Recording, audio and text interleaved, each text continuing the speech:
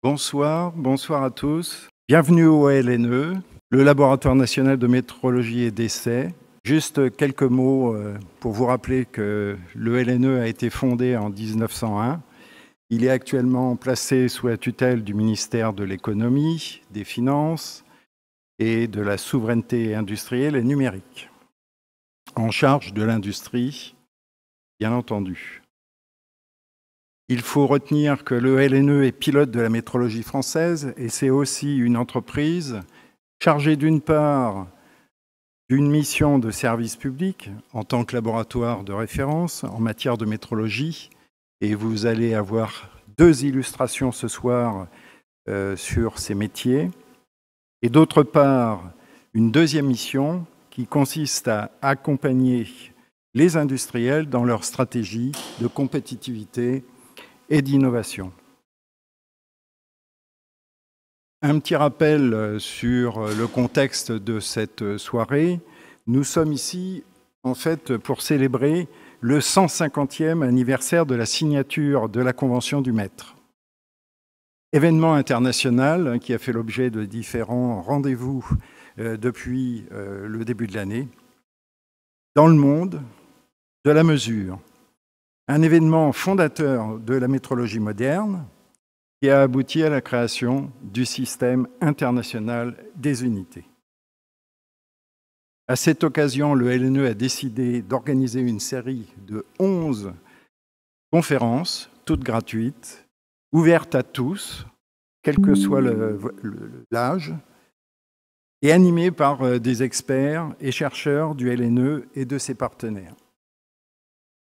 Chaque mois, les conférenciers, en fait, explorent une facette différente de la métrologie. Nous avons déjà eu 7 conférences sur des sujets en lien avec l'histoire, la santé, l'environnement, 2 fois, le temps, l'échelle, nano, la vie quotidienne et ce soir, l'énergie. Mais vous aurez aussi 3 autres séances sur l'industrie, le numérique et le climat. Vous pourrez avoir ou retrouver toutes ces dates précisément si vous ne les avez pas récupérées, soit sur le site du LNE, soit sur le flyer qui était à disposition. Donc c'est ce soir une opportunité unique pour comprendre comment la métrologie, souvent perçue comme invisible, mais essentielle, répondant aux défis de notre société. Donc ce soir, cette 8e conférence vise à explorer les enjeux essentiels de la métrologie dans le cadre de la transition énergétique et écologique. En effet, la métrologie est un pilier fondamental pour comprendre, optimiser les processus énergétiques et s'assurer de la qualité de l'énergie sur les réseaux. Et vous allez avoir aussi des illustrations sur cette partie-là, les réseaux. Ceci dans un contexte où les défis environnementaux deviennent de plus en plus pressants, parmi d'autres. Alors, avant de passer la parole aux intervenants, je vais demander à Rémi Maury et Romain Chassaigne de me rejoindre pour une petite présentation. Donc, Rémi Maury, docteur en mécanique des fluides, aéroacoustique et aérodynamique de l'Université de Poitiers. Rémi travaille depuis plus de 11 ans au LNE et la DG, encore appelée Sésame et Exadébi, à Poitiers également. Il est actuellement responsable recherche et développement. Il participe à de nombreux projets internationaux sur les thématiques hydrogène, dont il va vous parler longuement ce soir, LNG, gaz renouvelable, ou encore, ce que j'ai repéré, la transition laminaire turbulente dans les tuyaux soniques. À sa gauche, Romain Chassaigne, qui lui est ingénieur en géologie et doté d'un master en études spatiales de Strasbourg. Il a travaillé sur des sujets en lien avec Mars et la Lune. Romain est géomaticien au LNE et chef de projet cadastre énergétique au LNE CNAM depuis plus de 15 ans. sur cette thématique. Il a collaboré avec plus de 50 collectivités territoriales différentes, dont il vous présentera quelques illustrations ce soir. Il a également travaillé et présenté des travaux de recherche en métrologie de l'équipe dans plusieurs conférences nationales ou internationales. On peut citer, c'est quand même intéressant, pour la CIE, aux USA et en République tchèque dernièrement. Voilà. Je passe la parole maintenant à Rémi, qui va faire sa présentation.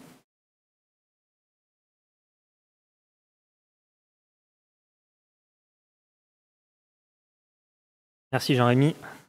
Bonjour tout le monde. Donc moi je vais vous parler aujourd'hui effectivement de la métrologie et ce qu'elle aide au développement de la mobilité verte pour la transition énergétique. Ma présentation va être coupée en 5 axes. La première, c'est un état des lieux sur l'énergie. La seconde, on va discuter de quelles molécules peuvent permettre d'atteindre les objectifs fixés. Ensuite, la place de la métrologie dans le développement de la mobilité verte. Un focus sur l'hydrogène pour la mobilité, puisque c'est clairement là où j'ai mon expertise, et quelques conclusions et perspectives. L'état des lieux, bon, il est assez simple et je pense que tout le monde le connaît. Il y a aujourd'hui un réchauffement climatique, les émissions de CO2 atteignent des records historiques et tout ça, ça accélère le changement. Il y a un épuisement des ressources avec le pétrole, le gaz qui s'amenuisent. Ça crée une urgence énergétique. Finalement, il y a aussi un aspect hyper important, c'est la sécurité énergétique, avec la dépendance aux importations, qui fragilise notre économie, donc, et aussi la stabilité économique. Par rapport au mix en France, aujourd'hui, il y a 3 grands pôles, qui sont répartis comme ça, 25% de gaz renouvelable, avec avec de l'éolien, du solaire et de l'hydraulique. Il y a 40% de l'électricité qui provient du nucléaire, donc c'est vrai qu'on a un gros parc nucléaire en France. Il y a 35% encore d'énergie fossile, gaz, de charbon et de pétrole. Il faut savoir qu'en Europe, la proportion d'énergie renouvelable est un petit peu supérieure, atteignant 38% de la consommation électrique, et il y a une diminution progressive, mais continue, de l'utilisation de combustibles fossiles. Aujourd'hui, il y a des objectifs qui sont affichés en fonction de certains timings. Donc, on va parler de 2030, 2040, 2050. En 2030, la France vise 33% d'énergie renouvelable dans la consommation finale et une réduction progressive du nucléaire à 50% du mix électrique. En 2040, on parle de la fermeture des dernières centrales à charbon en Europe et le déploiement massif d'infrastructures de stockage d'énergie. Donc ça, c'est quelque chose qu'il faut absolument mettre en place. Finalement, 2050, ça paraît loin, mais les objectifs sont excessivement ambitieux. 80% d'électricité doit être d'origine renouvelable et avec la quasi-élimination des énergies fossiles pour atteindre la neutralité carbone. Donc tous ces objectifs-là, en fait, ils font partie d'un contexte législatif. Et en 2019, il y a eu la loi climat qui a fixé ces objectifs ambitieux. Je l'ai dit, neutralité carbone 2050, réduction de 40% des émissions à gaz à effet de serre d'ici 2030 et fermeture des dernières centrales à charbon. Pour réaliser tout ça, il faut avec des appels d'offres pour des installations renouvelables, des subventions, des crédits d'impôt pour la rénovation énergétique.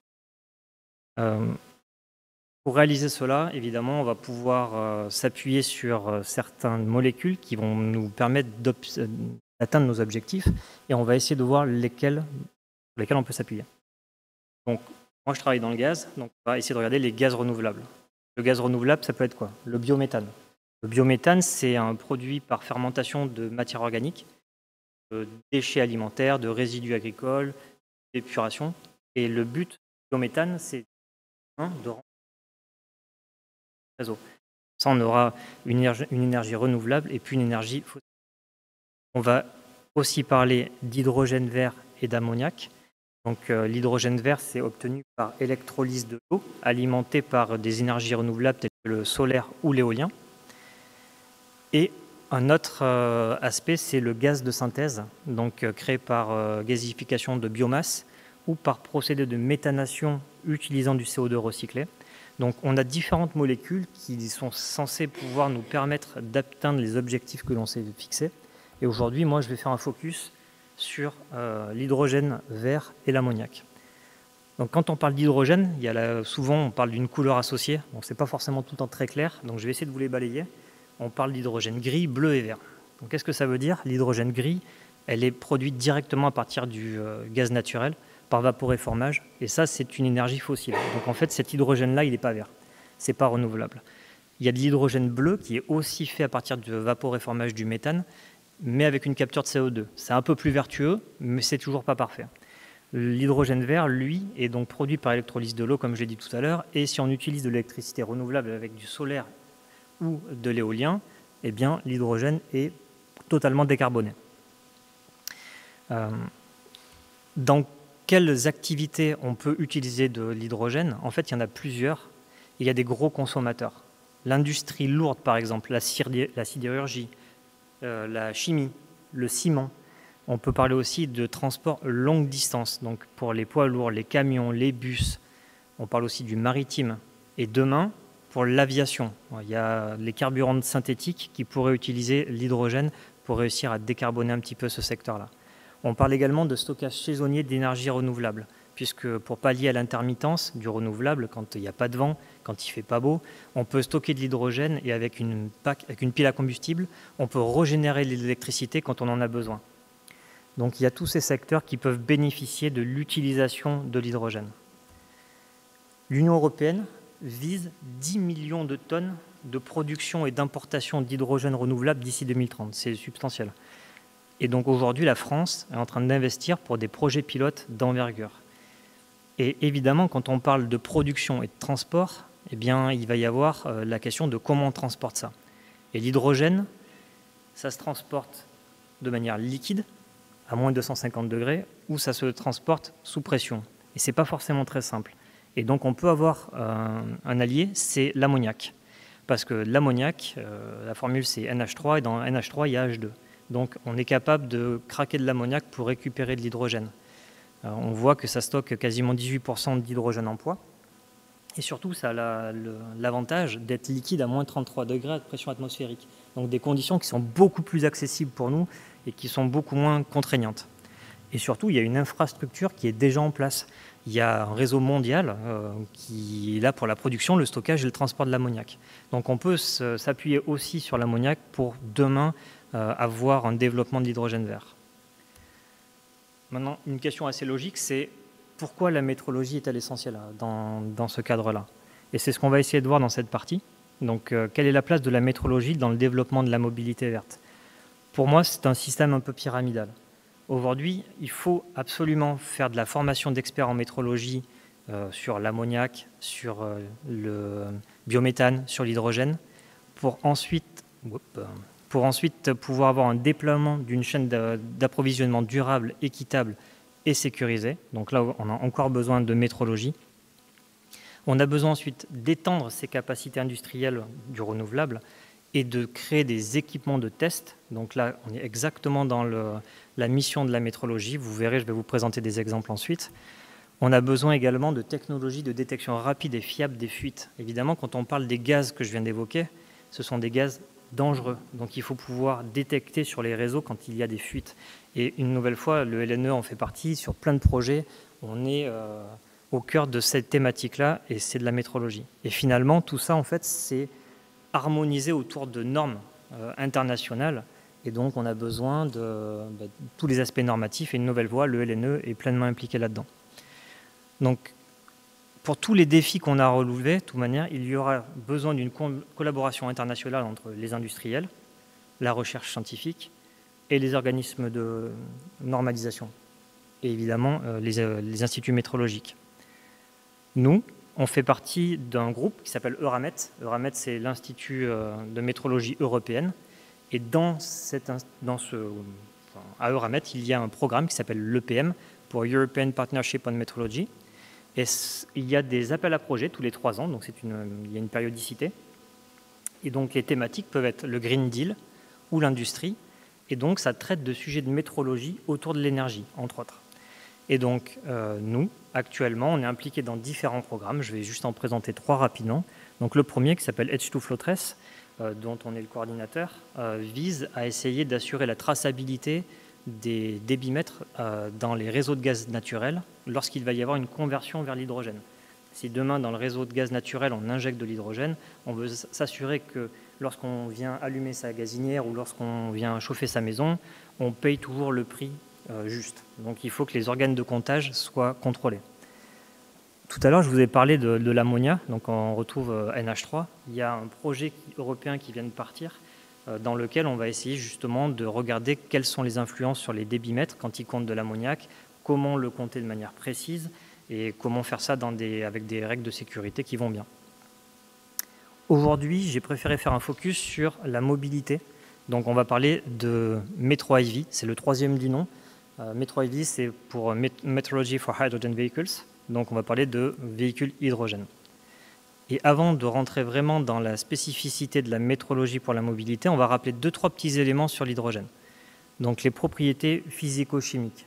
Donc l'hydrogène, en fait, c'est l'élément le plus léger et le plus abondant de l'univers. Il y a une densité énergétique qui est 2,5 fois supérieure aux hydrocarbures. C'est une toute petite molécule.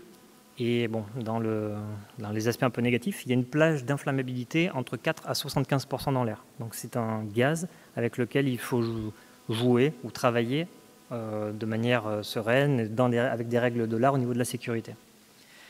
En quoi cette molécule est intéressante pour la mobilité? En fait, il y a pas mal de bénéfices. Déjà, sur le véhicule, il y a 0 émission locale, donc c'est uniquement de la vapeur d'eau qui est émise par le véhicule. Les temps de recharge sont de l'ordre d'un véhicule classique, 3 à 5 minutes pour un véhicule lambda, on va dire 10 minutes pour un bus, un camion. Les autonomies sont comparables, environ 600 km pour une voiture, on parle aujourd'hui plutôt de 1000 km pour les camions. Et potentiellement, c'est complètement décarboné si l'hydrogène qui est utilisé, il est vert. Donc il y a un vrai bénéfice, mais évidemment, s'il y a des bénéfices, il y a aussi quand même des enjeux technologiques et métrologiques qu'il faut qu'on maîtrise, et c'est ce qu'on va essayer de balayer. Il y a un défi métrologique sur l'exactitude de la mesure. Évidemment, quand on est client et qu'on va dans une station hydrogène, on veut payer le prix juste. Et donc, pour payer le prix juste, il faut que l'élément qui compte soit correctement réglé et qu'on puisse vérifier effectivement qu'il compte correctement. Et vu qu'au cours des remplissages, il y a des variations de débit massique à haute pression, il y a des variations de température, il y a un vrai challenge technique. Donc là, la métrologie est vraiment requise. Il faut assurer une traçabilité. Donc on parle d'étalons primaires pour l'hydrogène à haute pression, avec une chaîne d'étalonnage qui peut être complexe. Et finalement, on parle d'incertitude. Vérifier les équipements de comptage, c'est très bien, mais il faut que les incertitudes des moyens que l'on utilise soient corrélées avec le besoin. Maintenant que j'ai essayé de placer le cadre, on va vraiment faire un focus sur l'hydrogène pour la mobilité.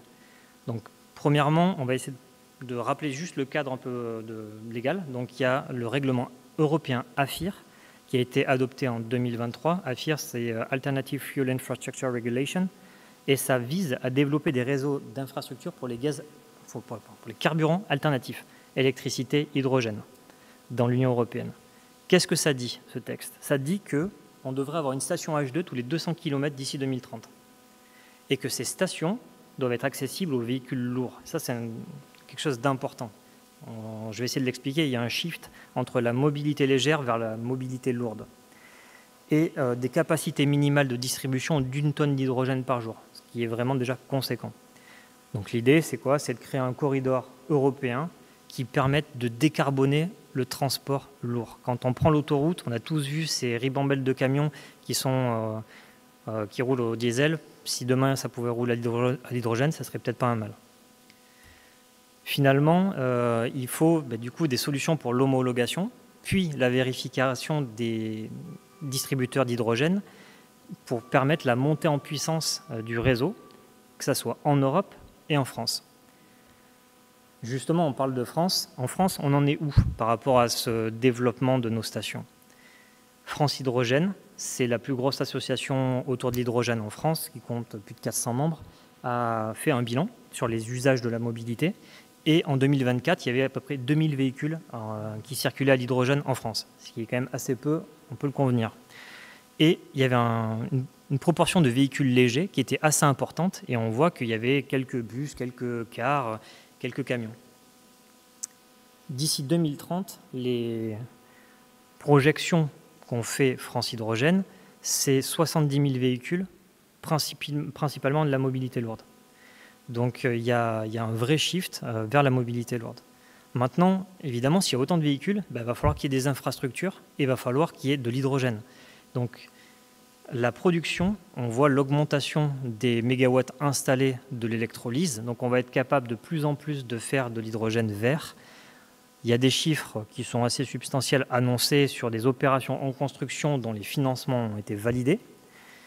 Et pour ce qui est de la distribution et du transport, aujourd'hui, il y a 80 stations en France qui sont opérationnelles et il y en a 91 en projet. La question, c'est comment on teste ces stations? Avec quoi on va tester sur le terrain ces stations pour s'assurer qu'elles soient conformes, sécuritaires et qu'elles délivrent la bonne quantité d'hydrogène? Eh bien, pour ça, on a développé un moyen roulant. Donc, c'est ni plus ni moins qu'un camion et une remorque. Dans le camion, en fait, ça sert de bureau, de centrale d'acquisition pour récupérer toutes les informations qui sont contenues dans notre remorque, dans laquelle est installé notre banc métrologique. L'ensemble doit être certifié par un organisme notifié ici, l'INERIS, pour des environnements ATEX. ATEX, ça veut dire atmosphère explosive. Donc, pour pouvoir amener notre équipement proche de stations, là où il y a de l'hydrogène, donc potentiellement du risque. Qu'est-ce qu'il y a dans la remorque? Eh bien, dans la remorque, en fait, il y a 2 réservoirs de 100 litres que l'on peut voir ici, en fibre de carbone, qui résistent jusqu'à 1000 bars, puisque l'hydrogène, pour les véhicules légers, est dispensé à 700 bars environ. Donc, on est capable de remplir 2 réservoirs, ce qui équivaut à 8 kg d'hydrogène à 700 bars. 8 kg, c'est assez peu en termes de masse, quand on voit le gros dispositif pour pouvoir justement les accueillir. Là, il y a à peu près 250 kg de matériel et nous, on cherche à peser 8 kg, dans les cas les plus extrêmes. Autrement, c'est plutôt autour du kilo.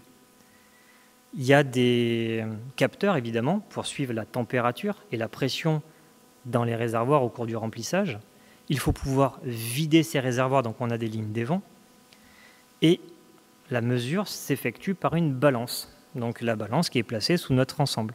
C'est une balance qui a une capacité de 300 kg avec 0,1 g de résolution. Donc c'est une balance excessivement précise. Nos masses étalons qu'on peut voir ici sont raccordées au LNE. Et donc la question qu'on peut naturellement se poser, c'est quelles sont les erreurs tolérées sur les stations hydrogène et est-ce que le banc permet d'avoir des incertitudes corrélées justement à ces erreurs? Pour savoir ça, on utilise un texte réglementaire, ça s'appelle l'OIML. Donc OIML, c'est Organisation internationale de métrologie légale. Et donc en 2018, on a fait une révision pour intégrer l'hydrogène. Et quand on parle d'hydrogène, il y a 2 classes, donc la classe 2 et la classe 4, ce qui est ici. En gros, ça veut dire quoi, classe 2 et classe 4? C'est le niveau d'erreur admissible. Voilà. Ce tableau nous indique quoi également? Il nous indique qu'on est censé normalement pouvoir vérifier le débitmètre seul, mais aujourd'hui, il n'y a aucune installation dans le monde susceptible de vérifier des débitmètres seuls à 700 bars en hydrogène à débit constant. Donc il faut qu'on trouve une autre alternative, et l'autre alternative, c'est de regarder directement la borne de distribution. Donc la borne de distribution, c'est exactement comme ce que vous avez quand vous allez faire votre plein avec votre voiture. C'est vraiment un afficheur, des compteurs à l'intérieur, des composants, et nous, ce qu'on vient vérifier, c'est la borne complète. Et donc pour ça, il y a un niveau d'erreur toléré. L'équipement peut être à plus ou moins 2% ou plus ou moins 4%. En France, uniquement la classe 2 est autorisée, c'est-à-dire que demain, si je vais chercher de l'hydrogène à la pompe, j'aurai plus ou moins 2% d'erreur autorisée. Je voudrais juste essayer maintenant de mettre en lumière quelque chose, c'est les incertitudes associées pour les moyens métrologiques que l'on doit créer. Il y a deux niveaux, l'homologation et les vérifications. Il faut être un peu plus strict lors de l'homologation. Et je veux quand même montrer que quand on doit faire une mesure de 2 kg d'hydrogène avec le moyen que j'ai présenté tout à l'heure, je rappelle, il y a 250 kg quand même juste d'équipement, l'incertitude, c'est le poids d'un sucre. Voilà. On n'a que ça comme marge Le reste, si c'est au-dessus, le moyen n'est pas utilisable. Donc en fait, les incertitudes sont excessivement basses et il y a un vrai challenge technique pour faire la mesure. Justement, quand on parle d'exactitude, on peut se demander comment vérifier justement l'exactitude de la station pour qu'il y ait une équité entre l'acheteur et le vendeur. Moi, si je veux acheter 1 kg d'hydrogène, je veux qu'il y ait 1 kg qui soit transité dans ma voiture. Et bien pour ça, il y a des tests à réaliser. Il y en a 8. Donc, on vient simuler dans notre équipement de mesure un plein. Donc, on fait un remplissage depuis un réservoir quasiment vide jusqu'à plein. Un demi-plein. On peut aussi arriver avec une voiture à moitié pleine et on veut juste faire le complément. Et finalement, il y a une dernière quantité qu'on appelle la MMQ pour la quantité minimale. Souvent, vous avez 5 litres sur les distributrices pour l'essence. Et bien ici, en hydrogène, c'est 1 kg. Donc, on vient répéter ce cycle 3 fois sans la dernière MMQ. Et en faisant ça, on est capable de dire si la station est bonne ou pas. Pourquoi on fait ça? En fait, on fait ça parce que jusqu'à aujourd'hui, la vente d'hydrogène sans métrologie, on va dire qu'elle est tolérée par les autorités, parce qu'il y avait des projets de démonstration, c'était des groupes limités d'utilisateurs. Mais si demain, il y a une vraie montée, une augmentation du marché, du nombre de véhicules, l'État doit forcément veiller à ce qu'il y ait de la métrologie légale, et donc les transactions non réglementées ne seront bientôt plus tolérées. Ok, donc une fois qu'on a posé le cadre un petit peu de qu'est-ce qu'il y a à faire, c'est comment on le fait. Comment on le fait et surtout, qu'est-ce que c'est une station hydrogène et comment ça fonctionne. Je vais essayer de vous expliquer ça rapidement. Une station hydrogène, vous voyez, ça ressemble quand même étrangement à la station d'essence. Il y a une borne, des pistolets et on vient plugger, on vient attacher le pistolet à la voiture. Évidemment, en amont, il y a l'hydrogène elle-même. Si elle est fabriquée par électrolyse, comme je vous l'ai dit plus tôt, c'est de l'hydrogène vert. Donc c'est plutôt vertueux comme cycle. Cet hydrogène, il est stocké. Il est stocké à basse pression, à 200 bars, dans des bouteilles. Et ensuite, il est comprimé par un compresseur vers de la haute pression. Donc la haute pression, ici, on peut stocker de l'hydrogène à 900 bars. Une fois que cet hydrogène est stocké à 900 bars, lorsqu'il doit être transféré dans un véhicule, il faut le refroidir. Donc on va passer par un refroidisseur pour descendre la température de l'hydrogène et la dispenser à moins 40 degrés dans le véhicule. Et finalement, il y a le pistolet et le raccordement au véhicule. Donc voilà comment fonctionne une station hydrogène. C'est aussi simple que ça. Maintenant, quand on connecte le véhicule à la station, il y a 2-3 petits détails qui, pour l'utilisateur lambda, sont un peu cachés et pour nous, les métrologues, on est obligé de vérifier. Côté véhicule, il y a le type de véhicule. Forcément, qu'on vienne avec une petite voiture, avec un gros camion, la station, il ne faut pas qu'elle réagisse pareil. Il y a la pression cible du véhicule. On parle de 350 bars ou de 700 bars. Il y a le type de communication, parce qu'en fait, la voiture communique avec la station par infrarouge. Elle lui envoie des informations qui lui permettent de s'adapter en temps réel sur les pressions, sur les débits, sur les aspects de sécurité. Donc c'est quand même un peu plus complexe que notre plein classique où on appuie sur le pistolet. Il y a vraiment des échanges. Il y a la taille du réservoir du véhicule qui est à remplir, qui rentre en jeu. Et finalement, côté station, il va choisir un protocole de remplissage. Il va définir une température également pour l'hydrogène.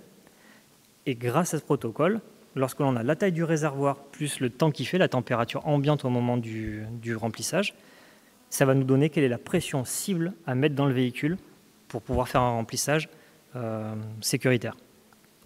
Finalement, nous, utilisateurs, la seule chose qui nous intéresse à la fin, c'est d'avoir un plein complet. Et notre critère, c'est l'état de charge. Il faut qu'il soit supérieur à 95% pour qu'on considère un plein réussi et complet. Maintenant qu'on a posé tout ce cadre, le métrologue, quand il va sur site, donc il vient, il s'installe devant sa station hydrogène. Là, c'était à Vitry, à Paris, pour i7Co, les taxis que vous pouvez voir peut-être sur Paris. Et au final, la mesure est excessivement simple une nouvelle fois. On vient peser de l'hydrogène, donc on prend la masse finale, on enlève la masse initiale et on compare ça avec l'afficheur qui a écrit sur la borne de distribution. C'est d'un point de vue conceptuel, c'est excessivement simple à mettre en œuvre, c'est beaucoup plus technique. Voici des résultats qu'on peut présenter. Donc il y a 8 essais, les 8 essais que je vous ai parlé tout à l'heure pour pouvoir vérifier si la station compte correctement. Eh bien, nous, ce qui nous intéresse, c'est pouvoir comparer la différence entre la distributrice et notre étalon. Lorsqu'il y a des erreurs qui sont en dessous de celles tolérées, tout va bien, c'est du vert, et à ce moment-là, on est capable de mettre une petite pastille, comme quoi on a contrôlé la station et qu'elle est métrologiquement valide. Je ne sais pas si vous avez déjà vu ces petites pastilles, mais il y en a sur tous les distributeurs essence, sur la balance au supermarché. Voilà, ça veut bien dire que l'instrument est reconnu conforme. Le problème actuellement, c'est que utiliser notre banc primaire, c'est beaucoup de temps sur site. Rien que pour l'installation, il faut 2 heures rien que pour se mettre en place, pour faire l'étalonnage initial. La durée des essais est assez longue. Même si le plein est très rapide, 5 minutes en règle générale, il nous faut au moins 10 minutes pour être prêt pour faire une mesure. Il faut nettoyer les pipings. Et ensuite, les vidanges sont excessivement longues. 1h30 en moyenne, parce qu'on doit contrôler comment se passe la vidange pour éviter la formation de glace sur les pipings, parce qu'autrement, ça pourrait fausser la mesure suivante et en plus détériorer le réservoir. Donc évidemment, tout ça, il nous faut 1 jour et demi pour étalonner un seul pistolet d'une distributrice avec 2 opérateurs pour des coûts élevés. Évidemment, la filière n'est pas ravie de ce constat-là. Donc elle souhaite qu'on aille plus vite, qu'on soit plus efficient et qu'on coûte moins cher. Donc pour ça, il faut trouver d'autres solutions et on a quand même des idées et je vais vous donner quelques perspectives. Donc aujourd'hui, ce qui est assez clair, c'est qu'il y a un shift entre la mobilité légère, donc l'utilisation de la voiture de Monsieur Tout-le-Monde. On se tourne vraiment vers la mobilité lourde avec cette règle européenne LAFIR. Donc demain, il y aura beaucoup plus de camions hydrogène. On le voit déjà, même nous, quand on va sur le terrain, de plus en plus, on est sur des stations qui sont dédiées pour de la mobilité lourde. Et donc forcément, il faut qu'on fasse plus rapide et plus efficient. Et pour ça, on a déjà développé des nouvelles techniques.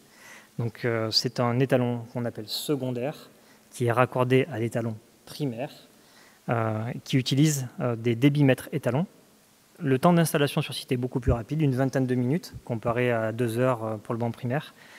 Et les résultats sont immédiats. On a beaucoup moins de contraintes sur la vidange, donc on vidange toujours à peu près en 50 minutes contre 1h30 pour le banc primaire. Et on peut augmenter le nombre de réservoirs. Comme ça, on est capable d'aller beaucoup plus vite. On estime aujourd'hui à une demi-journée pour vérifier un pistolet. Donc c'est plus de 2 fois plus rapide, avec un seul opérateur à la place de 2.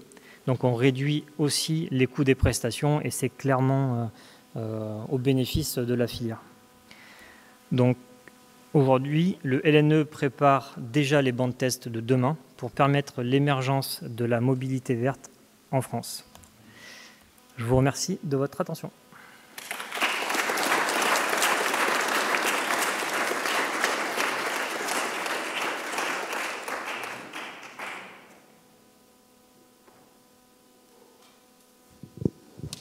Merci beaucoup Rémi.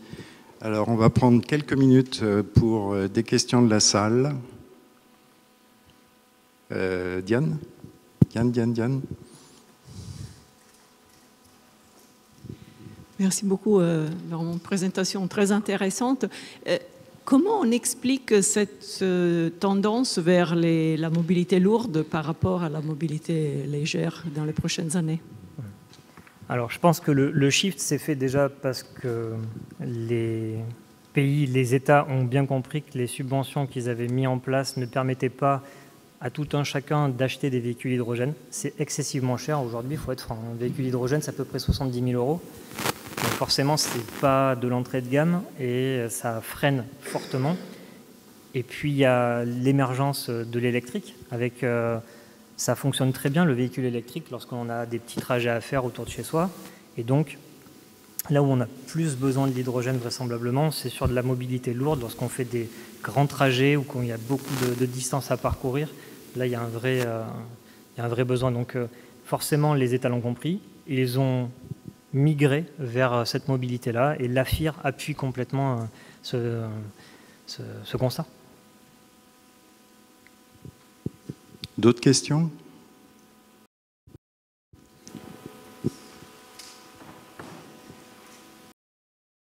Oui, vous venez de toucher du doigt un point qui n'est pas météorologique, mais un peu plus politique. Comment vous voyez la concurrence avec l'électricité?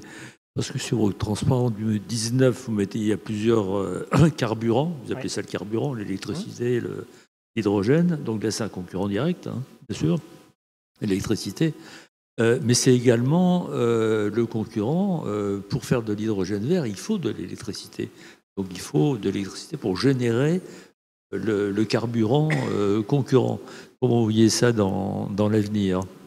Alors, je les verrai pas comme des... Je les vois plutôt, au contraire, à travailler ensemble. Ils n'ont pas les mêmes fonctions, ils visent pas le même public, pas les mêmes usages.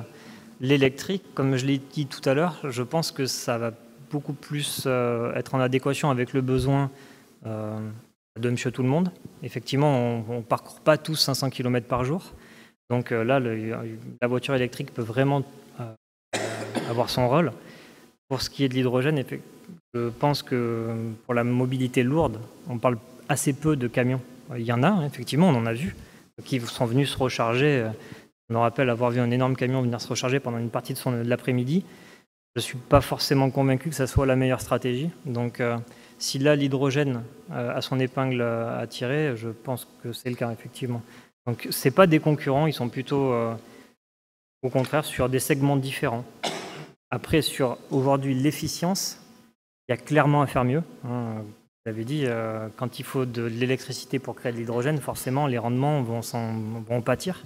Mais il faut rappeler que la molécule et le travail sur la mobilité, ça n'a que quelques années, une dizaine d'années.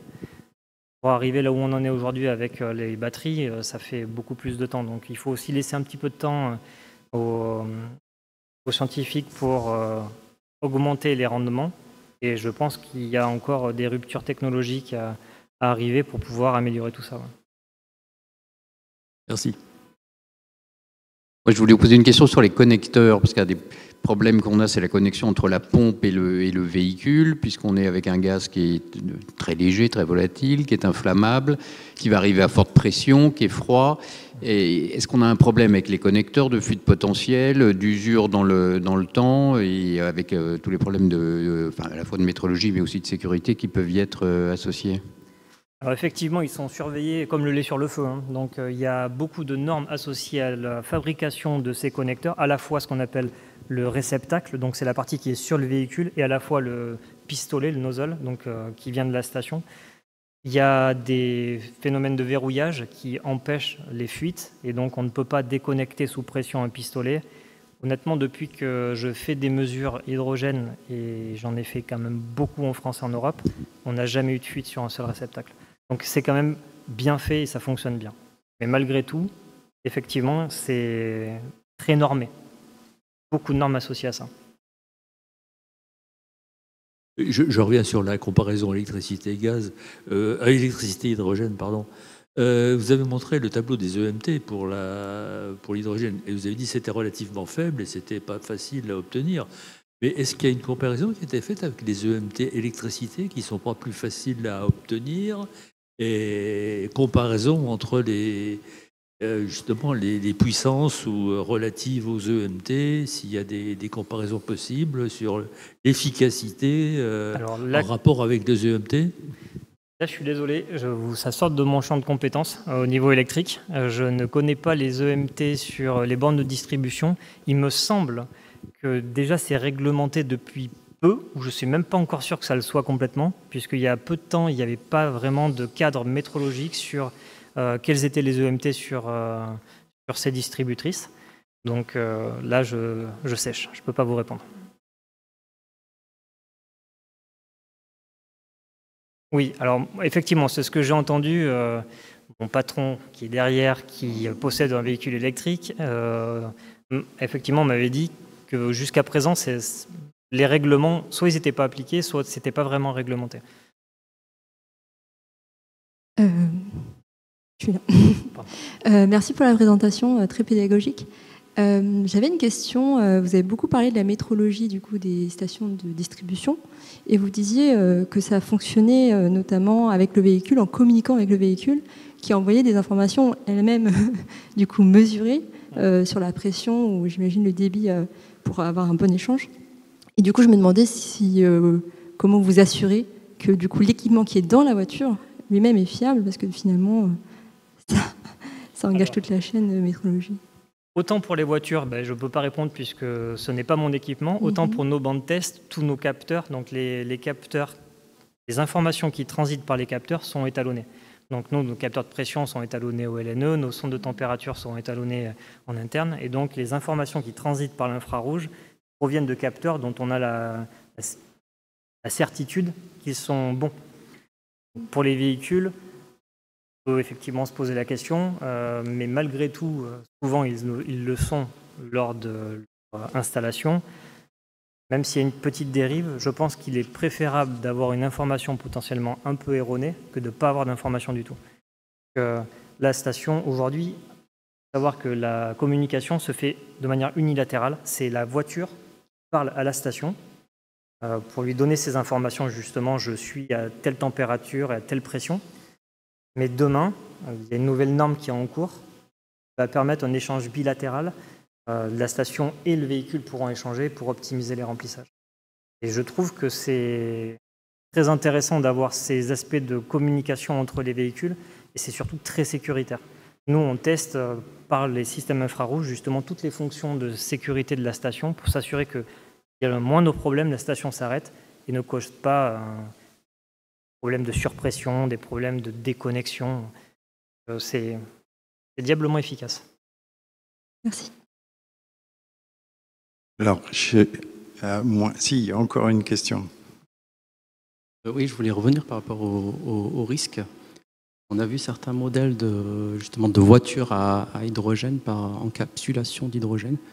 Est-ce qu'on retrouve un peu les mêmes risques pour les usagers à l'avenir? Par exemple, si on a des capsules d'hydrogène qu'on viendrait mettre dans le véhicule. Oui, répétez, je n'ai pas du coup saisi le sens de la question. Il y a certains modèles de voitures à hydrogène où on vient utiliser des capsules. Donc oui, ok, oui, les Damix. Alors, je n'ai jamais vu ce type de véhicule. Donc, effectivement, je vois ces capsules hydrogène qui doivent être sous pression, où on peut déconnecter des capsules pour en remettre d'autres. Je n'ai pas grand-chose à dire dessus. J'ai jamais pu les tester, j'ai jamais pu voir comment ça fonctionnait. Évidemment, quand on déconnecte des équipements sous pression, il va falloir que les étanchéités soient correctes. Donc, je serai plus tranquille à avoir un réservoir hydrogène dans mon véhicule où on ne vient pas déconnecter des choses en permanence et faire une recharge par mes réceptacles, qu'effectivement avoir des trucs. Alors, ça a l'air très joli, hein, ça fait très technologique, mais je ne suis pas sûr de l'efficacité pour le moment. Alors, j'avais une dernière question. Alors, c'est plutôt une question ouverte, hein. Je ne sais pas si on pourra y répondre ce soir. Tu nous as beaucoup parlé de la production d'hydrogène à partir d'électrolyse de l'eau. Et au début de ta présentation, tu as parlé de l'ammoniac. Et après, on n'en parle plus. Bon, alors la question est, pour avoir vu ça, je dirais, dans pas mal de publications assez récentes, hein, des 2-3 dernières années, l'Institut Polytechnique, le CNRS, etc. On voit qu'il y a un regard aujourd'hui plus spécifique sur l'ammoniac. Tu as rappelé que les réseaux étaient bien établis aujourd'hui. La question, c'est est-ce que finalement la production d'hydrogène via l'ammoniac, c'est pas une fausse bonne solution? Effectivement, c'est philosophique, hein, parce que je ne sais pas s'il faut voir la production par l'ammoniac ou plutôt prendre l'ammoniac comme un vecteur de transport de l'hydrogène. Moi, je le verrais plutôt dans ce cadre-là, c'est-à-dire que quand je dois transporter depuis ma production vers ma zone d'utilisation, transporter de l'hydrogène pur, c'est hyper contraignant. Et là, faire le transfert par l'ammoniac peut être intéressant. Alors, pour le transport, ça, j'ai bien compris, j'ai saisi, effectivement, c'est plus simple. Et puis, il y a moins de problèmes de fuite, on va dire. Par contre, pour la transformation, on fait appel quand même, je dirais, à une production qui n'est pas si verte que ça. Parce qu'on fait du craquage, à un moment donné. Oui, il y a du craquage, ouais. Et aujourd'hui, ce n'est pas la voie qui est pratiquée pour la mobilité, on va dire, légère, ni lourde. Non. Merci beaucoup, Rémi. Je crois qu'on peut encore l'applaudir. Merci.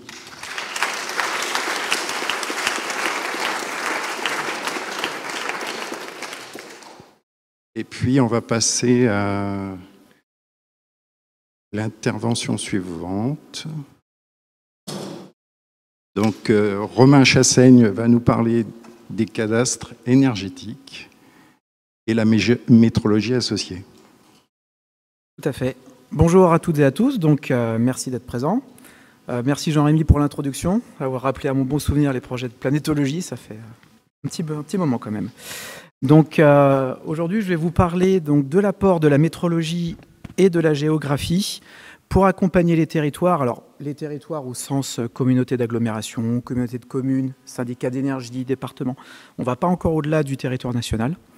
Donc, pour la transition écologique. Donc, un sujet quand même qui est relativement majeur aujourd'hui. Alors, je vais d'abord vous parler de façon assez synthétique des différentes solutions qui existent et on va ensuite focaliser notre attention sur 3 opérations spécifiques. Donc, quand on parle de projets avec la transition écologique, donc dans notre quotidien, en fait, ça passe par l'utilisation de l'imagerie et ça constitue des projets dits de géomatique, c'est-à-dire qu'ils vont allier à la fois le traitement de l'image avec la cartographie numérique. Donc, si vous avez déjà entendu parler de SIG, Système d'information géographique, ce genre de choses un petit peu abstraites, c'est ici que ça se passe. Donc dans notre plusieurs opérations qui ont été développées à cet effet. Donc, la première, c'est tout ce qui est déperdition énergétique de l'habitat. Donc, pour ça, on va passer par la thermographie, donc aérienne pour analyser les toitures, terrestre pour analyser les façades. Et donc, c'est un sujet qui est en essor depuis déjà pas mal de temps, depuis le milieu des années 2000. Et c'est encore aujourd'hui une des demandes principales des collectivités territoriales lorsqu'elles s'intéressent au sujet énergie. Deuxièmement, les îlots de chaleur urbains. Donc, on utilise aussi la thermographie pour les approcher et les localiser. Donc, les îlots de chaleur, qu'est-ce que c'est? Donc, en fait, ce sont des élévations locales de température qui correspondent à des zones géographiques à taille variable. Et c'est un vrai sujet aujourd'hui, parce qu'en fait, il y a des enjeux et des problématiques sanitaires par rapport aux personnes fragiles et sensibles aux hautes températures. On peut également utiliser la thermographie, alors terrestre cette fois-ci, pour suivre les réseaux de chaleur des villes qui en sont équipés. Donc, bien évidemment, pour monitorer le réseau, mais également pour repérer les différentes fuites qui constituent à la fois du gaspillage énergétique, mais aussi un risque physique sur les personnes. Donc, c'est relativement important. On sort également de la zone de confort infrarouge pour étudier ce qui se passe au niveau du visible, cette fois-ci pour les nuisances lumineuses, au niveau des éclairages extérieurs. J'insiste bien sur l'extérieur, les éclairages publics et privés. Et ça touche beaucoup de problématiques, la consommation énergétique bien sûr, la santé humaine, les problématiques de biodiversité, etc.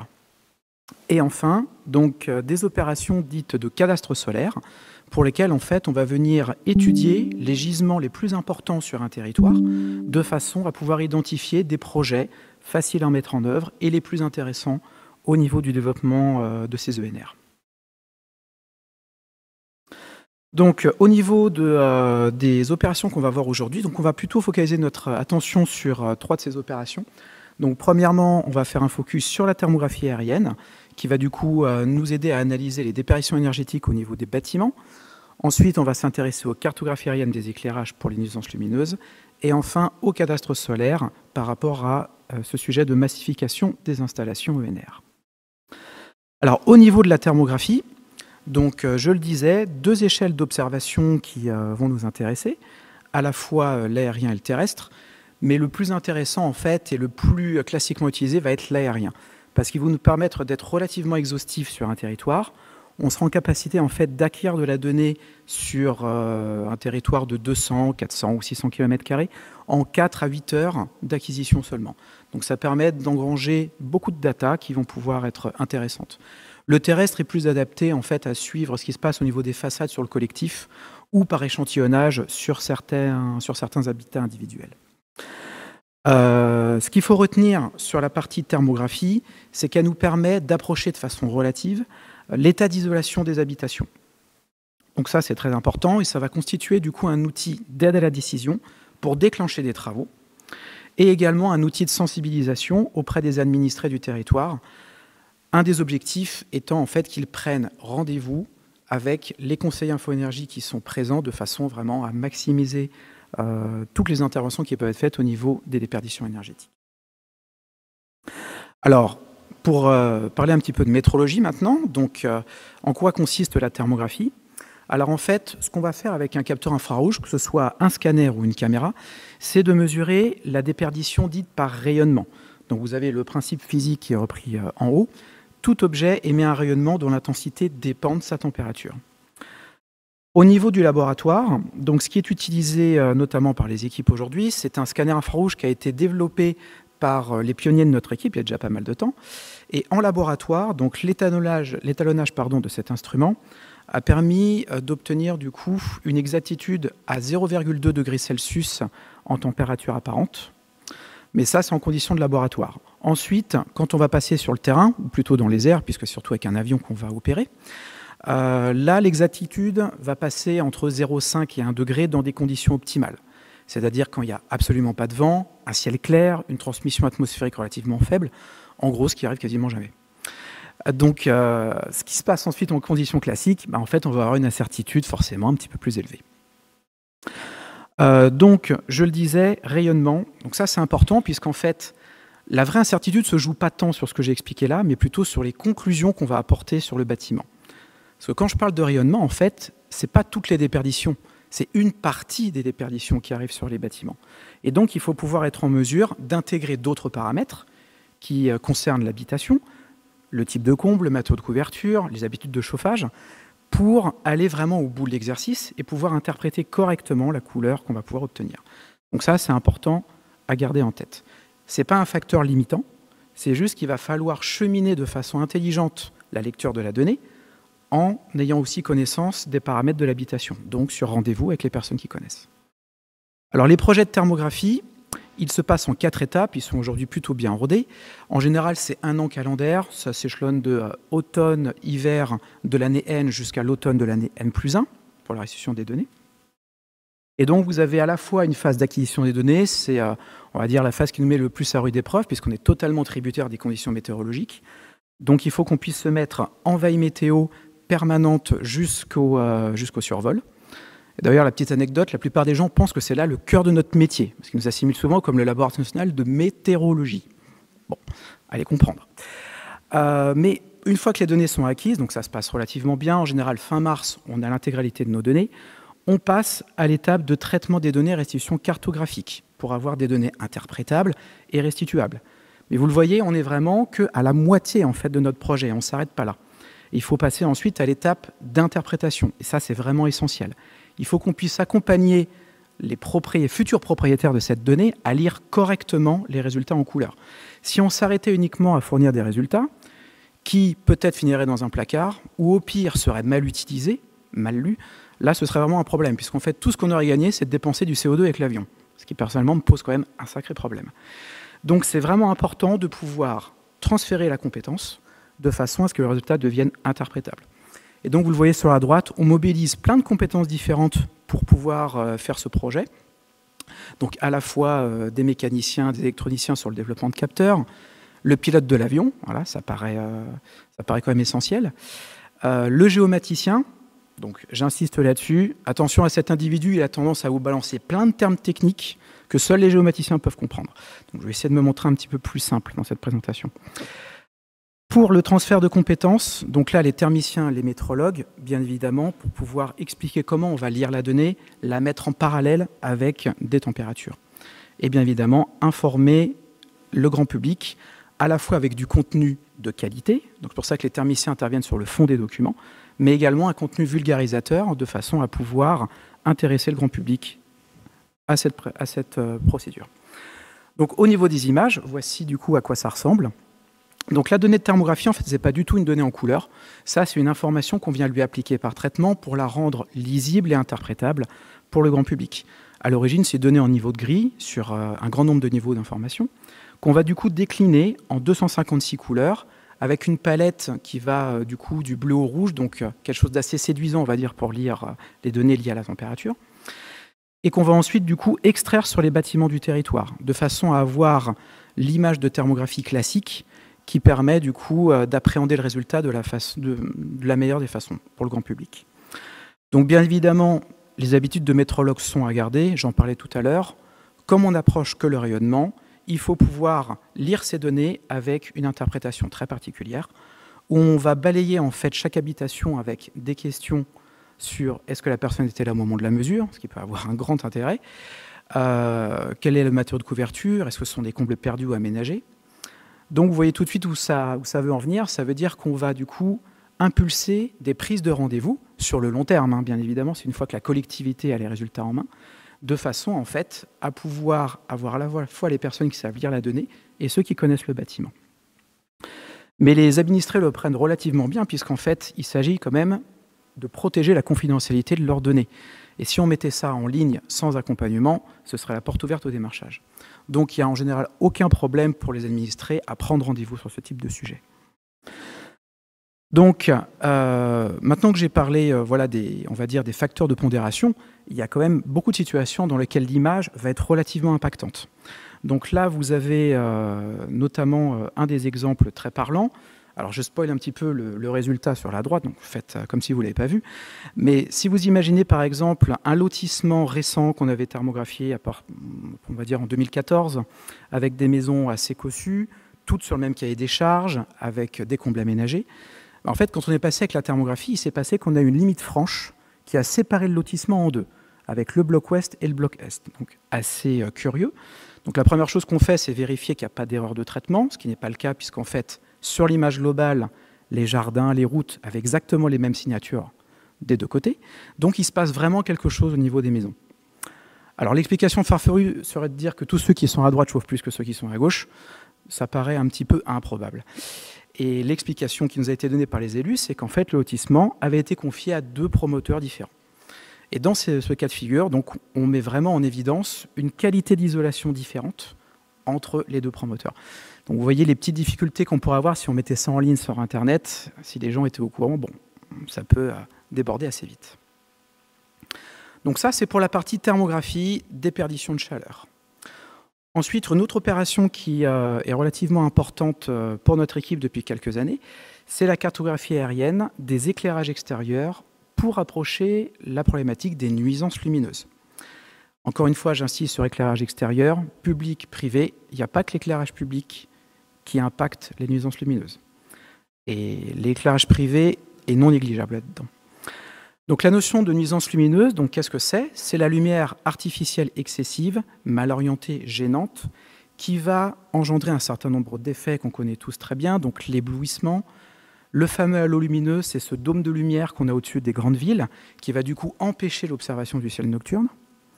La lumière intrusive, c'est celle qui va pénétrer dans les habitations par la fenêtre à des horaires qui sont non souhaités, donc notamment dans les bâtiments collectifs. Et la surillumination, c'est ce qu'on peut avoir sur des routes en pleine nuit, avec à la fois l'éclairage public, les phares de voiture, les panneaux publicitaires qui veulent vous vendre du shampoing alors que les supermarchés sont fermés. Et tout ça, en fait, ça va engendrer un phénomène vraiment de surplus de points lumineux qui peut engendrer des situations accidentogènes. Et au niveau des impacts de la lumière, donc aujourd'hui, il y a des effets, des impacts reconnus, d'autres qui sont en cours d'étude, notamment sur la santé humaine. Tout ce qui est altération de la qualité du sommeil, ça s'est avéré. Ensuite, il y a des études en cours sur tout ce qui est maladie à long terme, donc ça, c'est un petit peu moins rigolo. La consommation énergétique, ça, c'est toujours un problème. On pourrait penser que la LED a tout résolu, mais en fait, pas du tout. Parce qu'on s'aperçoit aujourd'hui qu'il y a un certain effet rebond. C'est-à-dire que comme la LED est moins chère, on a tendance à en installer beaucoup plus, surtout dans le parc privé. Donc en fait, la consommation énergétique est toujours là. Impact sur la biodiversité, donc comment les espèces sont impactées, et après ça revient sur nous bien évidemment, et l'observation du ciel comme je parlais tout à l'heure. Donc il y a un fort besoin des collectivités pour identifier tout ce qui va être source de pollution lumineuse et pour également sensibiliser les différents acteurs du territoire à cet enjeu, surtout parce que le privé a une grande part significative. Donc qu'en est-il du cadre réglementaire en France ? Donc ça me permet de faire un petit aparté sur la partie aussi Europe. Il faut savoir que les nuisances lumineuses, c'est un sujet très actuel, pas encore réglementé au niveau européen. Il y a des projets de recherche qui sont en cours, certains qu'on va lancer dans plusieurs appels à projets. Mais aujourd'hui, il n'y a pas vraiment de réglementation. S'il y a réglementation, elle se fait au niveau national. Donc il y a plusieurs pays qui ont adopté des réglementations, mais aujourd'hui, c'est pays à pays. Ça veut dire que ces réglementations sont hétérogènes.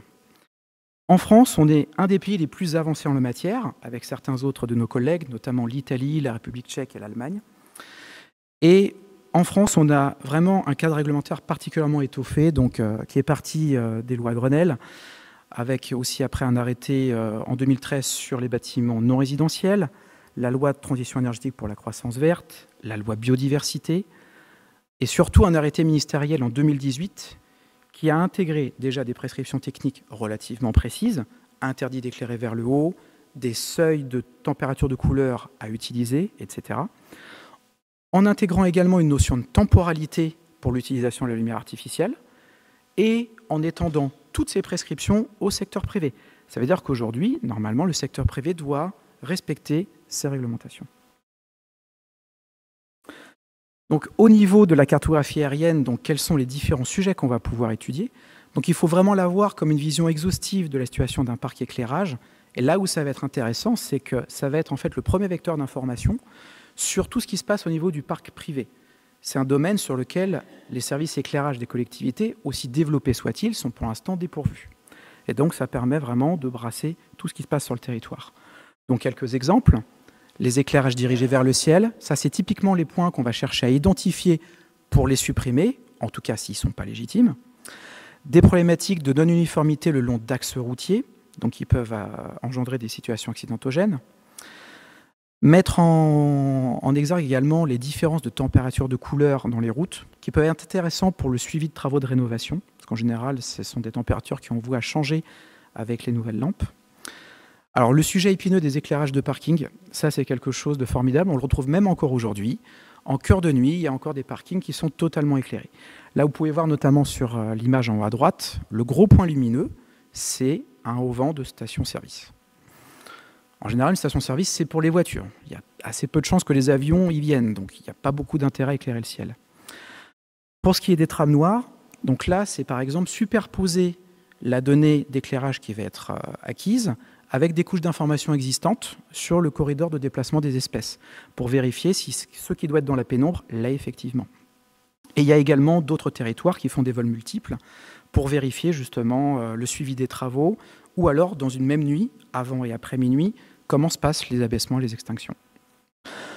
En termes de traitement des données, donc ça passe par différentes étapes, à la fois le traitement des données satellites et inertielles, puisqu'avec le capteur, on a aussi ce qu'on appelle une centrale inertielle qui va enregistrer la position de l'avion dans l'espace.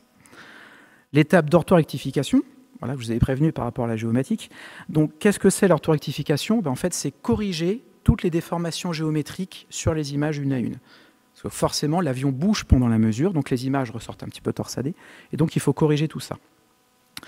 Ensuite, le géoréférencement des images. Donc là, c'est en fait reprojeter les images dans un système de coordonnées géographiques et vérifier en fait qu'on peut superposer les données avec des données déjà existantes. Ensuite, on passe par l'homogénéisation radiométrique. Donc là, c'est en fait, on va lisser sur le territoire les problématiques de luminosité et contraste entre nos images pour avoir un tout homogène. Et on va ensuite les assembler de façon à avoir une seule image sur un territoire global. Donc voici ce que ça donne, notamment sur la ville de Paris. Alors le gros point rouge, hein, c'est le pointeur, ça n'a rien à voir avec les éclairages. Donc, ce qu'il faut savoir, c'est que la ville de Paris a été un des premiers à se lancer sur ce sujet-là. Une première carto effectuée en 2017. Il y en a une qui a été effectuée cette année en 2025. C'est tout frais, on a restitué les données en mois de juin. Alors, celle-ci, c'est l'image de 2017. Si vous voulez voir celle de 2025, je vous invite au JNL qui auront lieu la semaine prochaine, du coup, à Paris. Et la ville de Paris va présenter la nouvelle carto qu'on a fait pour eux, d'ailleurs, il y a quelques mois. Donc, qu'est-ce qu'on va voir sur cette image qui est délivrée en couleur naturelle? C'est déjà en fait assez parlant. On va voir popper beaucoup de points d'éclairage relativement forts dirigés vers le ciel. Et rien qu'à cette échelle-là, je peux vous en montrer qui sont à la fois du secteur public et d'autres du secteur privé. Si vous connaissez un petit peu Paris, vous voyez en haut à gauche l'avenue des Champs-Élysées. Et qu'est-ce qu'on a au bout? On a l'Arc de Triomphe avec la place de l'Étoile, relativement bien illuminé. Et si vous allez un petit peu en bas à droite de l'Arc de Triomphe, vous avez un gros point jaune. Ça, en fait, c'est un hôtel. Donc l'impact n'est pas du tout négligeable dans, on va dire, cette échelle d'observation. Pour faire un parallèle aussi au niveau de la mesure, tout comme je l'ai fait avec la partie infrarouge, donc sur la partie visible, le capteur a été également étalonné en laboratoire, relié notamment à des lampes témoins, donc à 2300 Kelvin et 2700, donc une halogène, une LED. Et en gros, le capteur qui est utilisé, pour ceux qui nous connaissent, ce n'est pas la caméra métrologique, ça c'est quelque chose dont je ne vais pas parler aujourd'hui, mais le capteur qu'on utilise depuis quelques années, il peut être étalonné, on va dire, à 5-7 candélabres par mètre carré, donc pour la valeur de luminance. Et au final, du coup, les valeurs de pixels peuvent être rapprochées de la luminance, on va dire, à une exactitude à 10% à peu près. D'autres traitements sont également effectués par rapport à la cartographie aérienne des éclairages, toujours pour rendre le produit, on va dire, le plus intéressant possible pour la collectivité, pour qu'elle puisse effectuer des calculs statistiques, ce genre de choses. Donc, un des traitements qu'on fait, qui ressemble beaucoup d'ailleurs à l'image de thermographie que je vous ai présentée tout à l'heure, c'est de réduire l'image d'éclairage sur 256 niveaux. Donc là, c'est vraiment pour grossir le trait au niveau des points de plus forte intensité lumineuse sur le territoire. Et donc, ça permet aux villes et aux collectivités d'aller regarder macroscopiquement ce qui se passe, de façon à pouvoir prioriser tout de suite, en fait, les zones d'intérêt. D'autres traitements qui vont être intéressants pour les collectivités, c'est de déjà localiser, en fait, les points dirigés vers le ciel et d'en faire une couche d'informations géographiques qu'ils vont pouvoir consulter. Donc, pour faire ça, on va définir, en fait, un seuil au niveau des valeurs de pixels. Et à partir du moment où les pixels vont dépasser ce seuil, ils sont conservés par le logiciel, ils sont regroupés en amas, et on va les simplifier par un point. Et donc, ça nous permet d'avoir sur le territoire un premier dégrillage, où on va avoir un semis de points avec les plus fortes intensités lumineuses du territoire. Pour certaines collectivités, on peut même aller jusqu'à les classer, ces points, en fonction de leur source. C'est le problème du secteur public ou du secteur privé. Ça dépend si la collectivité dispose des données qui nous permettent justement de localiser les secteurs publics ou privés. Et ensuite, par superposition, on sait du coup à quoi correspondent nos points. C'est notamment le cas pour la ville de Paris, bien évidemment. Donc voilà pour la partie éclairage. Et on va terminer avec une autre opération qui concerne les cadastres solaires, quelque chose qui est également bien en vogue avec les collectivités depuis quelques temps. Donc l'objectif final de ce type d'opération, c'est bien évidemment d'aller massifier les installations solaires, mais pas n'importe comment. C'est-à-dire que tout l'intérêt d'une cartographie va être de pouvoir étudier les différents projets sur le territoire, les gisements de potentiel et les gisements les plus importants, de façon à les hiérarchiser pour que la collectivité puisse avoir une feuille de route à suivre au niveau des projets les plus intéressants. Et c'est pour ça qu'on parle notamment de zones d'accélération pour la production d'ENR. Alors, à l'inverse des deux prestations que j'ai parlé avant, le cadastre solaire, lui, en fait, n'est qu'un traitement de données existantes. C'est-à-dire qu'il n'y a pas d'acquisition dédiée. On ne va pas faire voler un avion pour aller acquérir un nouveau modèle. Il y a déjà beaucoup de choses qui existent et qu'il suffit en fait d'intégrer de façon ensuite, nous, à traiter la donnée de façon pertinente. Donc ça passe notamment par les modèles 3D qui aujourd'hui existent. Ils sont mis à jour régulièrement. Ils sont mis à jour quasiment tous les 2-3 ans ou 4 ans selon les territoires. Les résolutions sont totalement suffisantes. On est à 30-50 cm de résolution spatiale. Donc parfait par rapport aux surfaces qui nous intéressent pour les panneaux photovoltaïques. Et donc, en quoi ça va consister ? En fait, ça va être de prendre ces données 3D et d'aller y draper nos simulations, nos calculs, de façon à ressortir les cartes d'intérêt. Alors, autre point important aussi pour le cadastre solaire, il est important de rappeler qu'il faut être indépendant de tout intérêt financier et refuser toute collaboration avec des installateurs. Donc en fait, ce qui se passe, c'est que les données qui sont produites sont intégralement la propriété des collectivités. Et c'est elles qui en maîtrisent l'analyse et la diffusion. C'était le cas aussi avec la thermographie et l'éclairage, mais sur ce sujet-là, c'est encore plus important puisqu'en fait, le cadastre solaire peut être sujet à très fort démarchage avec les installateurs de panneaux. Donc il faut vraiment maîtriser absolument ce sujet-là et être totalement indépendant. Au niveau de la méthodologie pour le cadastre solaire, donc de notre expertise, un bon cadastre solaire doit permettre de répondre à 3 questions fondamentales. La première, sur une zone donnée, donc les cibles d'études typiquement, ça va être les bâtiments, les toitures, les zones au sol, les parkings, ce genre de choses. Est-ce qu'on a suffisamment de gisements solaires ? En ce qui permet de faire un parallèle sur la sémantique. Qu'est-ce que le gisement solaire ? Donc c'est la quantité d'énergie solaire reçue à un endroit défini pour une période définie. Il ne faut pas le confondre avec ce qu'on appelle le potentiel solaire. On a tendance aujourd'hui à parler beaucoup de potentiel solaire. Mais le potentiel solaire, ça fait déjà référence à la production. Et c'est déjà rattaché à un type de technologie particulier. Donc on a un coefficient de rendement spécifique, ce genre de choses. Donc vraiment, ce qui est en premier lieu mesurable, quantifiable, c'est le gisement solaire.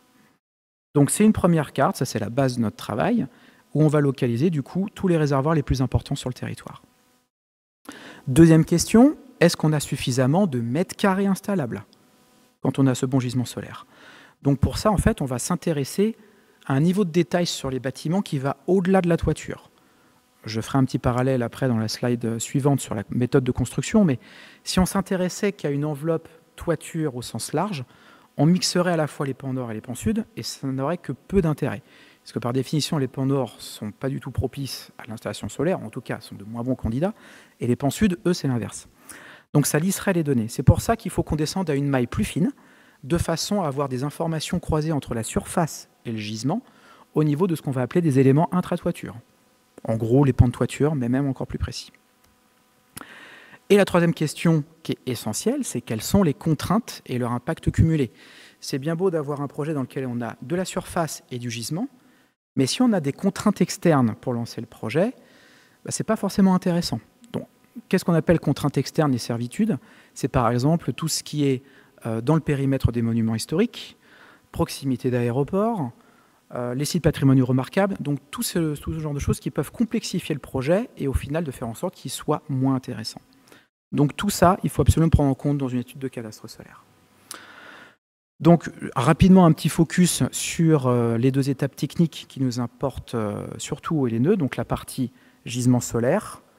Donc en termes de métrologie, on va rapporter ça également à une météorologie locale qui s'appelle du coup PVGIS, qui est un logiciel européen et qui est reconnu puisqu'en fait il va utiliser des modèles météorologiques qu'on appelle SEM-SAF-SARA, en fait, qui sont basés sur le satellite Heliosat.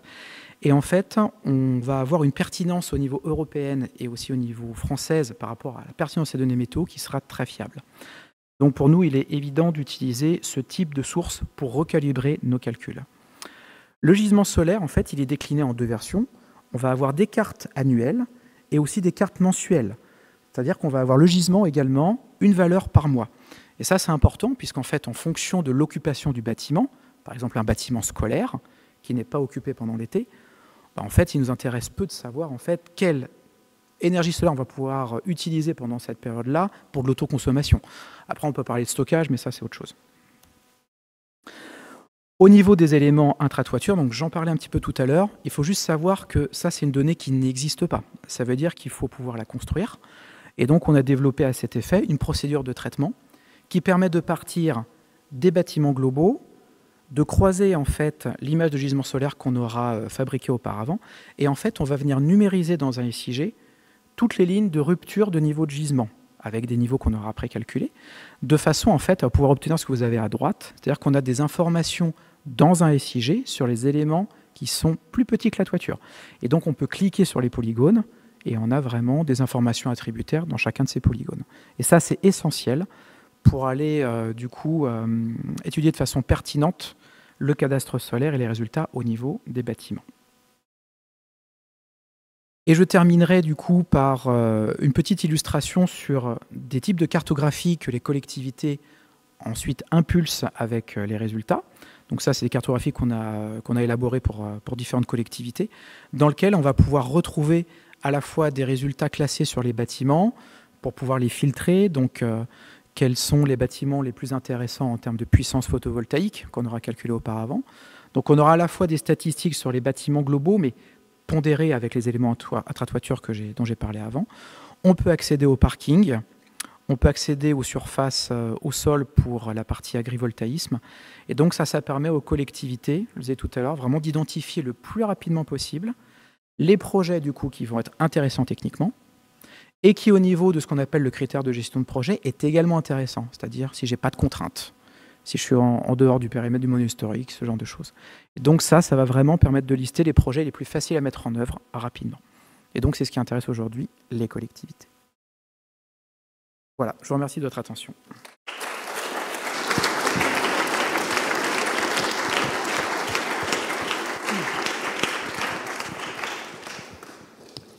je pense qu'il va y avoir quelques questions dans la salle. Je vois Marie-Pierre qui fait le tour. Bonsoir, merci pour la présentation.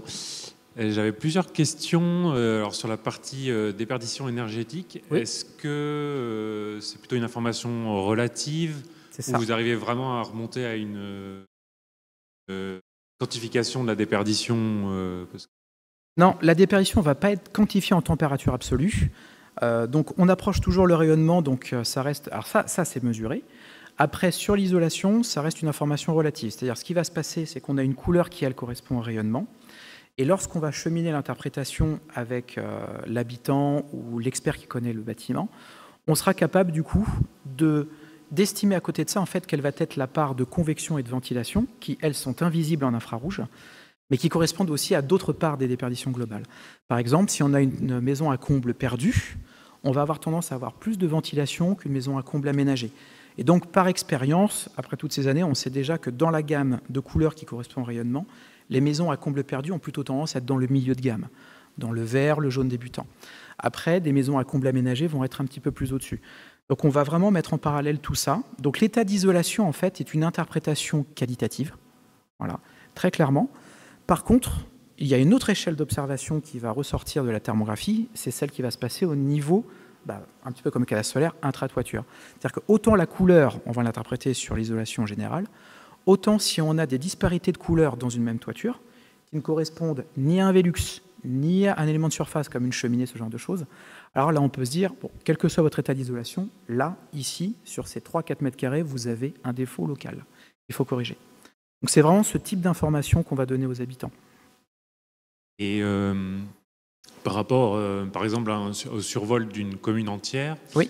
Est-ce que vous avez une idée de la part de... Déclenchement de travaux. Non, plutôt la part d'interprétation fine qui est réalisée. Parce que si à chaque fois ça demande un rendez-vous pour identifier le type de toiture, énorme. Le logement. Alors, c'est énorme. Autant j'ai pas trop d'informations. Alors là, j'ai pas d'informations chiffrées, mais par contre, nous, on participe à des salons de restitution exclusifs qui ont fait le passage de flambeau entre notre opération et la collectivité qui ensuite va faire vivre le projet année après année. Et nous, sur ces salons-là, on engrange en l'espace de quelques heures 200, 300, 400 personnes. Donc ça va très très vite. Et pour en discuter aussi avec les experts Info-Énergie qui, eux, en fait, prennent le relais sur les années à venir, ils sont débordés de rendez-vous pendant des mois, voire des années. En fait, là, vous touchez à un aspect sensibilisation avec la puissance de l'image. C'est-à-dire qu'en fait, vous faites une image sur un territoire, on communique quand même de façon assez fine pour dire il y a cette opération-là qui est en cours. On communique pas directement l'image, mais par contre, on dit ce qu'on peut faire avec. Donc ça, les gens sont très intéressés et il y a vraiment une demande très forte de la part des administrés. Ils sont prêts à faire quelques kilomètres pour se déplacer et venir voir le conseiller Info-Énergie. Et l'autre intérêt qui est indirect derrière, ça va être que beaucoup de gens ne savent même pas qu'il y a des conseillers Info-Énergie sur leur territoire. Donc en fait, le fait d'avoir cette image de thermographie, ils vont s'intéresser. Ah ben tiens, vous faites ça. Vous êtes neutre et gratuit, vraiment. Et ça existe encore. Et donc après, ces gens-là discutent avec eux également sur les façades, ce qui se passe. Et il y a peut-être également d'autres travaux de rénovation, autres que la toiture, qui vont se déclencher par le biais de cette prise de contact. Par contre, après, sur le taux de déclenchement de travaux, ça c'est des retours qu'on a assez peu des collectivités, parce que c'est des études qui doivent être faites plusieurs années après. Et on commence à être sollicité d'ailleurs par des collectivités pour faire des V2, des V3 de thermographie, pour regarder comment c'était avant, comment c'est maintenant. Peut-être une dernière question. Est-ce que sur les éclairages nocturnes, est-ce que vous regardez ou alors vous filtrez tout ce qui va être éclairage mobile ? Eh oui, ça en fait partie. Donc les éclairages mobiles, donc les voitures, effectivement, l'intensité lumineuse des phares est telle qu'on les détecte systématiquement dans les points qui sont seuillés. Ça veut dire ceux qu'on détecte comme hautes intensités. Donc pour les filtrer, déjà ce qu'on fait, c'est qu'on vérifie s'ils sont sur la voirie. Donc on va séparer en fait ce qui est voirie et ce qui est espace bâti, voilà, de façon déjà à avoir une couche d'information, on a le plus de chances de les trouver. Et ensuite, alors, il y a des filtrages qui se font par photo-interprétation, donc on va lire la donnée, on va éliminer les points lumineux qui sont sur de grands axes, par exemple. On vérifie si les points sont à proximité, par exemple, d'un éclairage, puisque les services éclairage public ont des couches de données avec la localisation de leur mât. Donc si un point est dans le voisinage, il y a de grandes chances que ce soit lui. Si on est un petit peu plus loin, il y a plus de chances que ce soit une voiture. Donc il y a des petites astuces comme ça qui sont mises en place pour nettoyer au fur et à mesure les données. Mais c'est effectivement un sujet.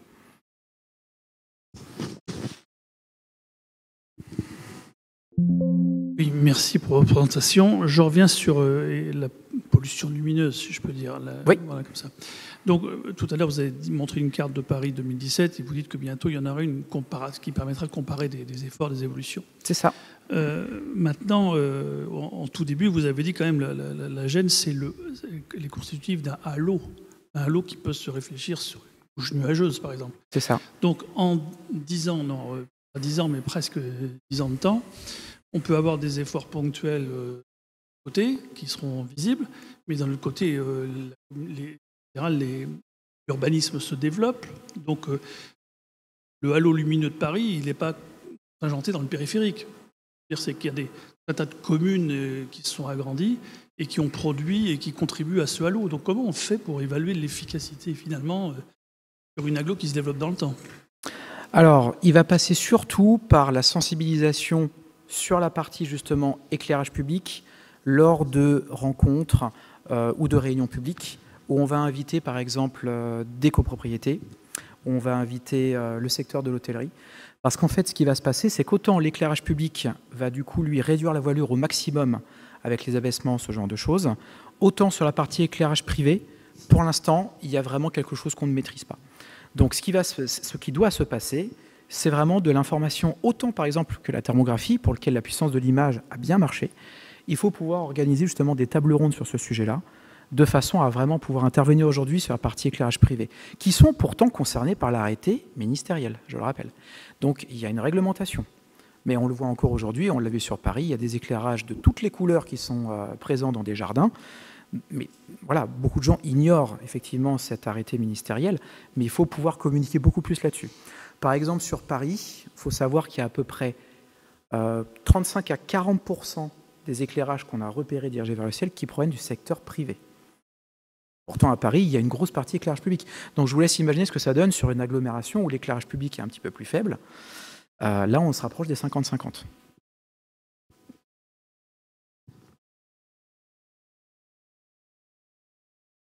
Merci. Je vais rester sur le thème de la pollution lumineuse. Enfin, je fais un petit peu d'astrophotographie et donc forcément c'est une activité où on cherche les zones les plus épargnées. Oui. Et est-ce que vos activités c'est uniquement pour des communautés de communes ou des agglomérations pour faire des analyses telles que vous les présentiez, ou est-ce que vous établissez des cartes consultables par le grand public?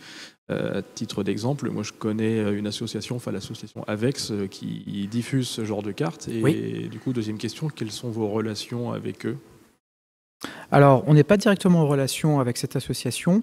En fait, toutes les prestations qui sont établies dans le domaine de la nuisance lumineuse sont sous commande en fait d'une collectivité ou d'une agglomération. On ne le fait pas en fait de notre propre chef, ce qui fait que de toute façon, elle reste la propriété de la collectivité qui passe commande. Par contre, après, on est amené, alors par l'intermédiaire notamment de l'AFE et de la CIE, de pouvoir utiliser ces données-là dans des projets de recherche transverses. Donc, on travaille notamment avec le CRMA sur ces sujets-là. Donc, pour établir des parallèles entre les images satellites et les images aériennes. Aujourd'hui, ce qu'on cherche à faire, c'est pouvoir fonctionner en entonnoir et pouvoir dire qu'est-ce qu'on est capable de faire en satellite, qu'est-ce qu'on fait en aérien, qu'est-ce qu'on fait en drone, etc. De façon à pouvoir maximiser nos interventions. Donc là-dessus, effectivement, on demande autorisation aux collectivités d'utiliser ces images-là, qui ont été acquises, dans des projets de recherche ou ce genre de choses.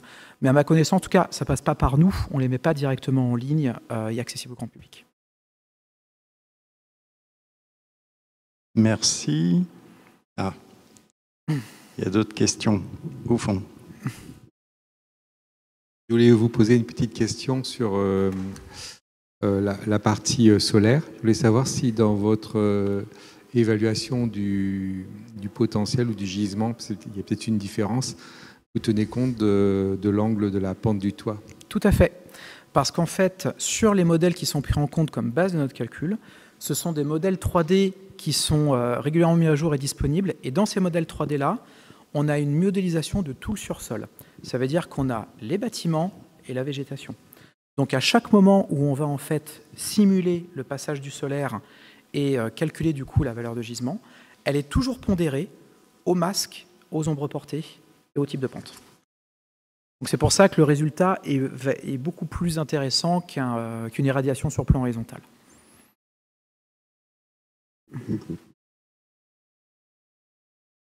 Oui, alors par rapport à la thermographie lumineuse, vous avez dit que la réglementation interdisait les éclairages vers le ciel. Oui. Alors j'imagine que ça, c'est parce que ça ne fait qu'amplifier le phénomène d'halo lumineux. C'est ça, tout à fait. Et deuxième petite question, est-ce que c'est utile de faire plusieurs repérages par différents temps? Le temps nuageux ou temps dégagé? Bon, après, si c'est nuageux ou pluvieux, j'imagine que c'est pas bon pour le scanner infrarouge. Alors vous parlez plutôt en fait de la concentration en particules dans l'atmosphère pour le halo lumineux. Ça, c'est plus intéressant au sol, par exemple. Par contre, pour ce qui est de la captation aérienne, on va chercher à avoir le ciel le plus clair possible tout le temps. Par contre, ce qui va être intéressant, c'est la plage horaire que vous utilisez. Et c'est pour ça d'ailleurs que c'est moins intéressant en satellite, parce qu'on est moins maître de ça. La plage horaire, selon que vous passez par exemple à 20h, 21h, ou alors à 23h, minuit, lorsqu'il y a déjà des abaissements, des extinctions, ou alors après minuit pour regarder est-ce que tout ce qui doit être éteint l'est effectivement, c'est plutôt là-dessus qu'on va jouer que sur les conditions.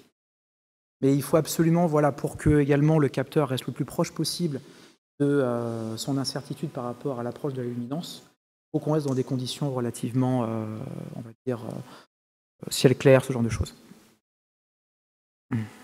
Alors, j'ai, comme d'habitude, deux petites questions. Romain, la première, bon, tu as parlé de satellite là, sur la partie solaire, mais je reviens sur la partie infrarouge. Tu n'en as pas parlé. Oui. Est-ce qu'il y aurait un intérêt à acheter, on va dire, des cartos satellitaires et à les exploiter?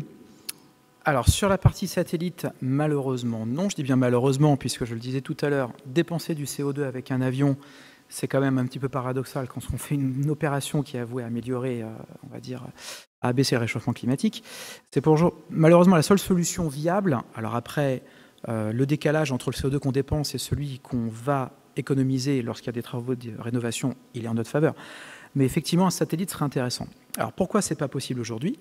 C'est parce qu'autant on est capable de faire des images satellites à très haute résolution spatiale pour ce qui est du domaine du visible, autant pour ce qui est de l'infrarouge.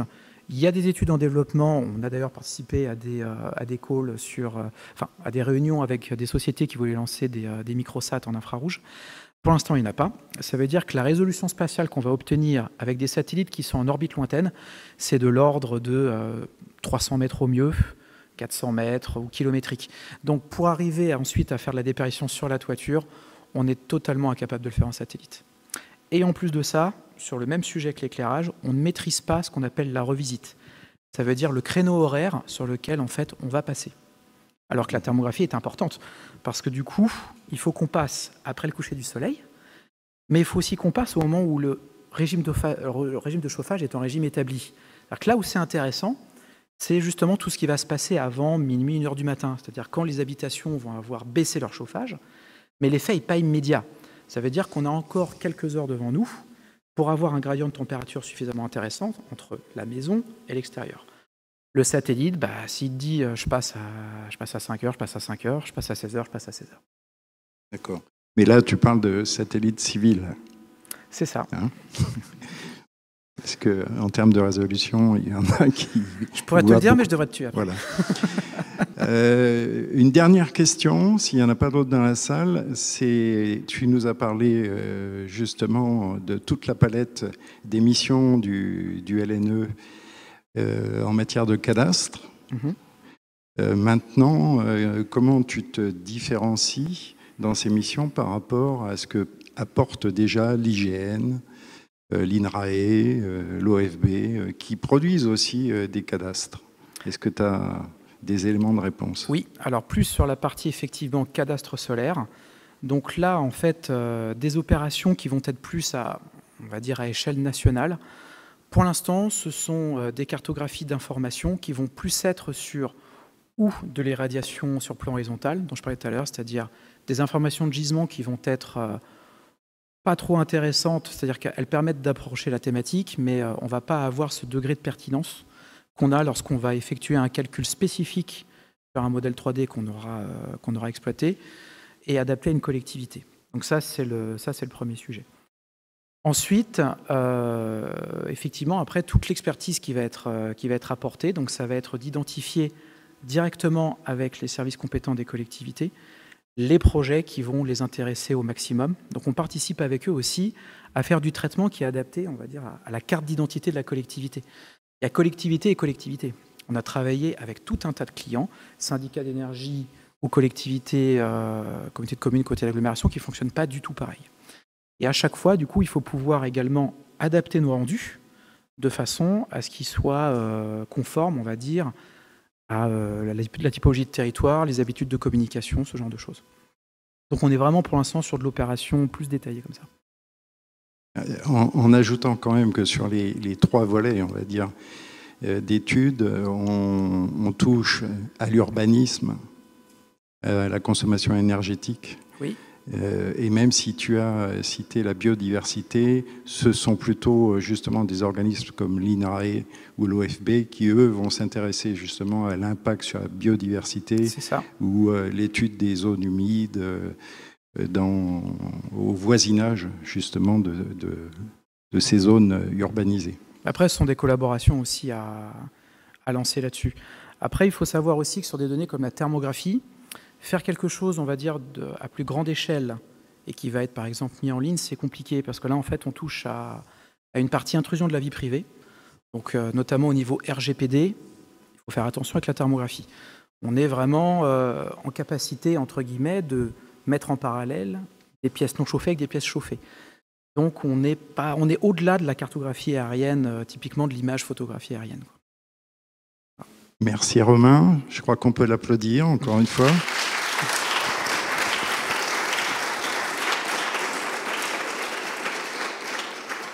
Alors, avant de nous quitter, juste un petit rappel. La prochaine conférence aura lieu le 16 octobre prochain à 18h, même lieu, avec les mêmes collègues pour les enregistrements. Et vous êtes les bienvenus pour cette nouvelle conférence, donc au mois d'octobre. Et encore merci d'être venus ce soir.